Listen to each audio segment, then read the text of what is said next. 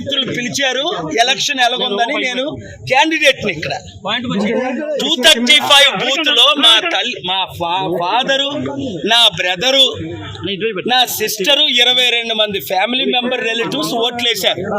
4 ఓట్లు వచ్చాయి అక్కడ మురళీనగర్ లో. అర్థమైందా రాజ్యం ఎలాగుందో? ఇప్పుడైనా అర్థం చేసుకోండి. చంద్రబాబు నాయుడు గారు లాంటి పెద్ద లీడరే 52 రోజులు జైల్లోకి వెళ్ళబోసారు. బయటకు వచ్చి పవన్ కళ్యాణ్ మాటలు ఒప్పుకొని సరెండర్ అవ్వాల్సిన పరిస్థితి. చంద్రబాబు నాయుడు గారు ముఖ్యమంత్రిని చేసింది నేను 1995 లో.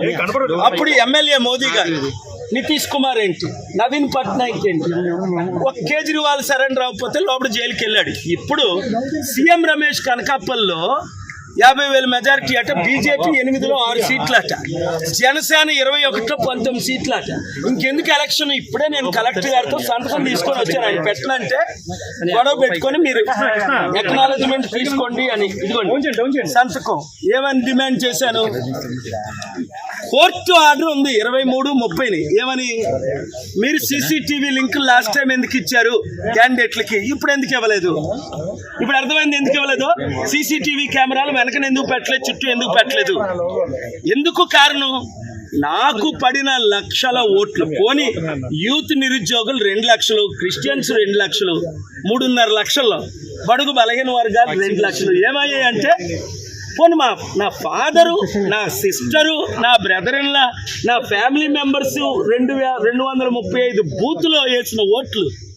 ఆ రోజు నన్ను పోలీస్ శ్రీకాంత్ 15 నిమిషాలు హెరాస్ చేసి ఆపారు సిఐ పోలీసు.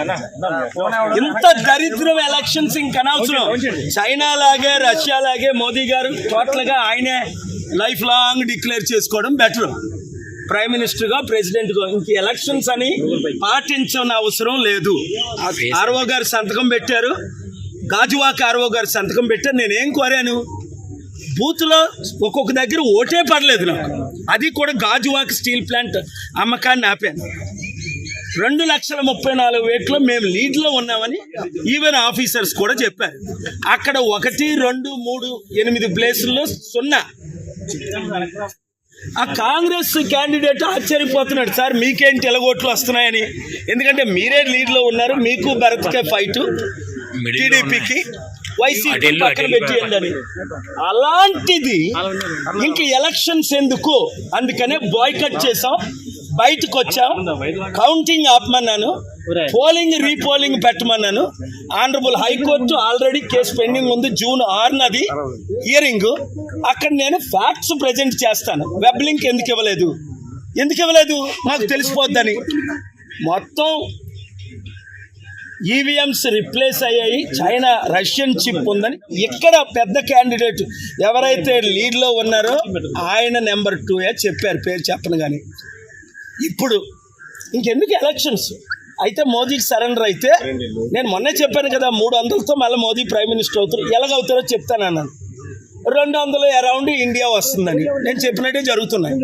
ఇక్కడ కూటమికి మాత్రం ఇంత ఘోరంగా ఓట్లు ఏం చేసుకుంటారు, ఈవీఎం రిప్లేస్ చేస్తారని ఊహించలేదు. మునుగోడులాగా మాకు ఇక్కడ ఓట్లు, నేను పుట్టినూరు పెరుగునూరు, 1000 కోట్లు దానం చేసిన నేను. ఇంత అవినీతి ఎలక్షన్ అని రుజువులతో నేను పెట్టాను కోర్టులో. కోర్టులో కొన్ని బూతుల్లో ఒక్కోటి రాలా, అది ప్రాబ్లం. 22 మంది మా ఫ్యామిలీ మెంబర్ ఓట్లు వేస్తే అవి కనబట్టలేదు. మురళీనగర్ మీకు మొదటి రౌండ్ 80 కోట్లు వచ్చాయి. అది చూసారా రౌండ్ లో? ఎవడైనా నమ్ముతాడు ఇది? మణిపూర్ ఘటన 3.5 లక్షల కోట్లు క్రిస్టియన్ ముస్లిం ఓటేశారు. టీడీపీ బీజేపీతో కలిసినందుకు ఎవరు వేయరు, అది మీకు తెలుసు. మరి ఎవరికి వేశారు? రీపోలింగ్ పెట్టాలి. పవన్ కళ్యాణ్ ఎందుకు సరెండర్ అయిపోయాడు? ఆయనకు కూడా ఓట్లు పడవనే. అంతవరకు ఎందుకు? చిరంజీవి 2009లో ఒంటరిగా నిలబడ్డాడు, 18% వచ్చింది. రెండోసారి నిలబడ్డాడు కాంగ్రెస్ తో, 0.5% వచ్చింది. నాకు ఇప్పుడు 1% ఇస్తున్నారు. చిరంజీవికి ఇవ్వలేదు, సరెండర్ అవ్వలేదు. కానీ ఇప్పుడు చిరంజీవి సరెండర్ అయిపోయాడు, పవన్ కళ్యాణ్ సరెండర్ అయిపోయాడు. నేను చూడు, ఇది అవినీతి ఎలక్షను, అక్రమ ఎలక్షను. పోలింగ్ వెంటనే ఆపాలి, రీపోలింగ్ చేయాలి, రీకండక్ట్ చేయాలి విశాఖపట్నం. మేము కోర్టుకి వెళ్తాం. కోర్టులో న్యాయం జరుగుతుందని ఇప్పటి వరకు జరుగుతుంది, న్యాయం జరుగుతుందని ఆశిస్తున్నాను. Thank you.